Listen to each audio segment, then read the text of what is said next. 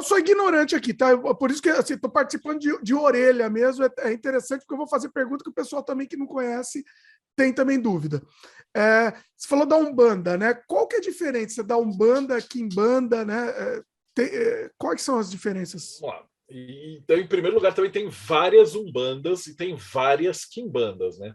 Eu achei engraçado que a galera às vezes fala assim, é umbandista, mas, cara, tem um monte de vertente. Que você tem ali o Zélio de Moraes, e aí eu vou recomendar o irmão Cumino, que ele escreveu um livro maravilhoso chamado História da Umbanda, na qual eles tiveram a pachorra de traçar todos esses terreiros, aí quem foi pai de santo, quem aprendeu com quem.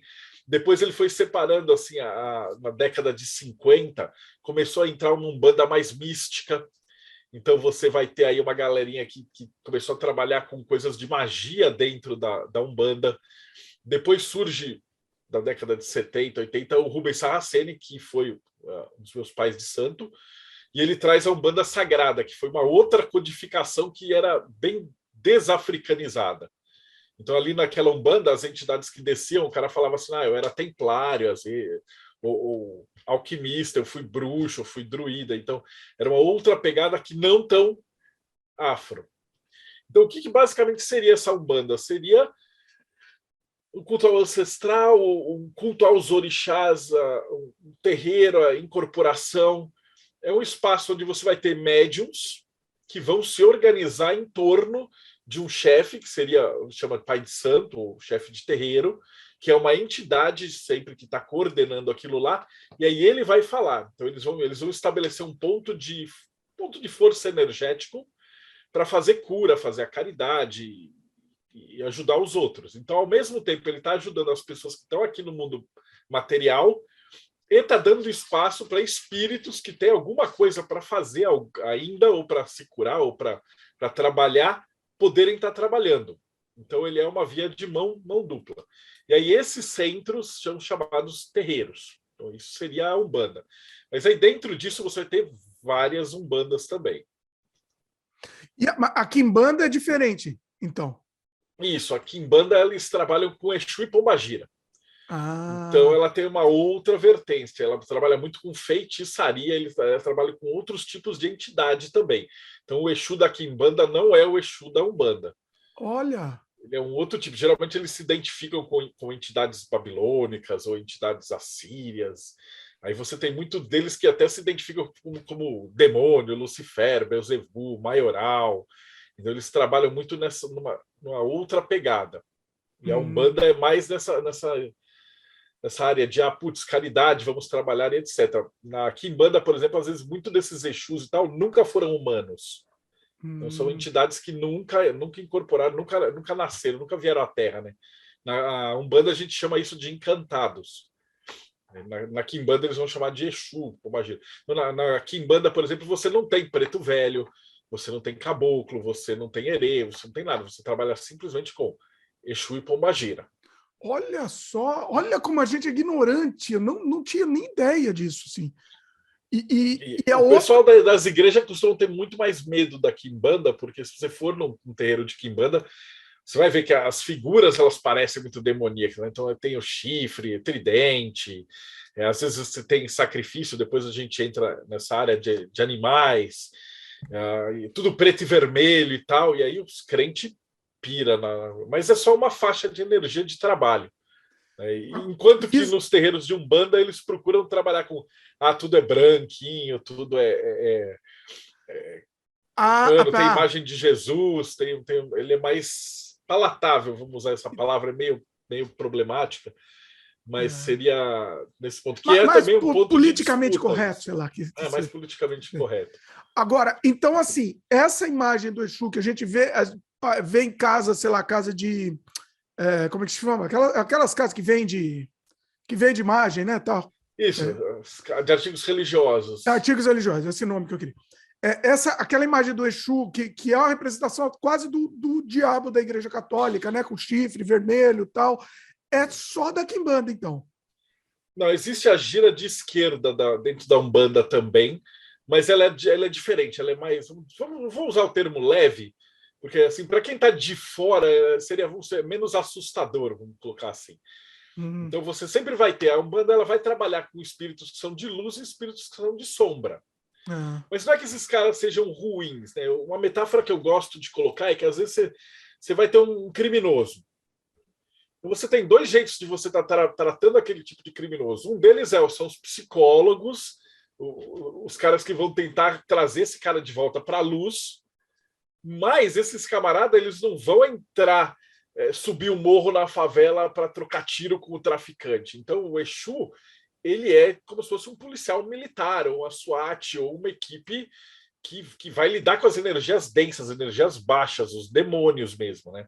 Dentro da religião a gente chama de quiumba, né? No kardecismo eles chamam de espíritos zombeteiros, espíritos malignos, ou basicamente um ser humano ruim, né? A galera acha que você morre e vira santo. Não vira. Você Esse cara é uma pessoa escrota, ele morreu e vira uma pessoa escrota. E tem espíritos que se alimentam de energias ruins, tipo dor, sofrimento, mentira, desespero. E aí, às vezes que eles conseguem colar em alguém, arrasta os caras para o vício, arrasta para uma série de coisas. E aí, quando você traz ele para um terreiro, por exemplo, vamos falar de Umbanda, você vai ter aquelas giras de direita, onde você vai ter caboclo, herê, preto velho, etc., que vão dar conselhos e vão tentar resolver, tirar uma doença, alguma coisa nesse sentido, facilitar para abrir caminho, um ritual de prosperidade, tirar uma doença, uma coisa assim. Mas às vezes, se você está tão carregado e com tanto problema ali, com espíritos estão tão grudados na pessoa, que você precisa ir para o que eles chamam de almagira de esquerda. E aí vai ser com o Exu, com o Magira, e vai pegar esses espíritos e levar para a doutrinação. Na Umbanda mesmo. Isso na Umbanda mesmo. E visualmente ele também tem aquela imagem visual vermelho com chifre. Isso. Enfim. Depende do Exu também. Tem infinitos Exus que trabalham com infinitas linhas, né? Aí a gente teria que falar um pouquinho do que são os orixás. E aí também é outro terreiro complicado, porque no candomblé eles são trabalhados de uma forma, na Umbanda eles são trabalhados de uma outra forma. Existem alguns que são semelhantes, existem outros que são muito diferentes, né? Então, comparando com a parte que eu gosto, que é a área da cabala, né, da parte mais mágica, você teria como se fosse a árvore da vida ali.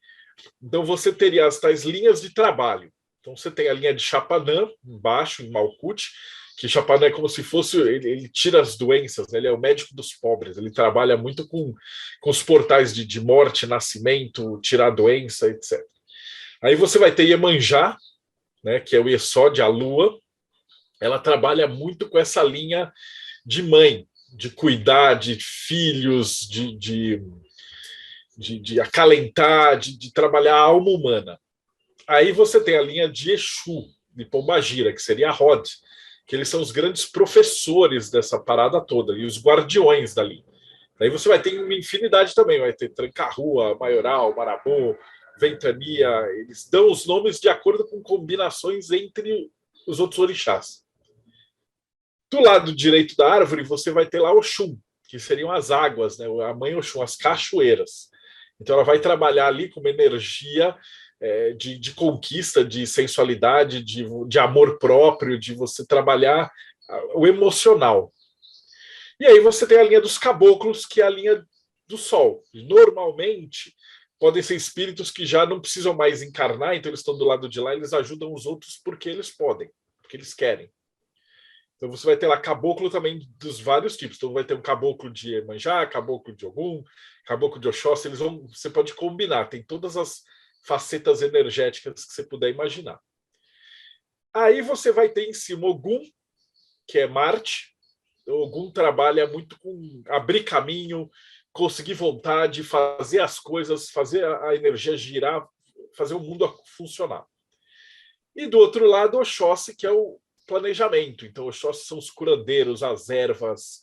Tem o Saim, que é também uma parte disso daí, que é o cara que resolve a batalha com uma flecha só. Ou seja, ele trabalha muito com planejar o que você vai fazer, iluminar a tua mente, tirar os caminhos dúbios e energeticamente trabalhar isso. Aí você vai ter Nanã, que é o abismo da Ati, que é a profundeza, a sabedoria ancestral, a ancestralidade feminina, toda essa energia daquilo que está mais oculto, né, dentro do ser humano. Você vai ter Xangô, que é Biná Saturno, né? O Xangô ele trabalha muito com justiça, com regra, com lei, mas não é a lei humana. Então, por exemplo, se você está numa briga e você está mentindo e tal, se você pedir para essa energia entrar, você vai se ferrar. Então, ela trabalha muito com equilíbrio e justiça de tudo. Do outro lado, Yansan, que vai trabalhar com caos, com ventania, vendaval, movimentação, sabedoria. Ela também é a senhora dos mortos, né? Então ela trabalha com o ambiente de pegar esses seres que estariam no astral e levar eles para serem doutrinados, etc. E, por fim, Ketero, os Erês, ou as crianças, que seria uma energia pura, de milagre mesmo, de fazer a coisa acontecer, né? Então, nota, para quem está assistindo, cara, geralmente quando eu dou entrevista e falo alguma coisa de Umbanda, o cara fala assim, mas no meu terreiro falou errado, porque ele falou que o Ogum é vermelho, né? Mas no meu terreiro é azul e ele errou. Cara, calma. Cada terreiro... O problema não é um problema, é uma vantagem, mas ao mesmo tempo é um problema, é que cada terreiro... Não existe um papa na Umbanda. Então, cada terreiro tem total... poder para decidir exatamente o que ele quiser. E aquele espírito que está no Pai de Santo, ele define como aquele terreiro vai trabalhar. Então não existe terreiro errado.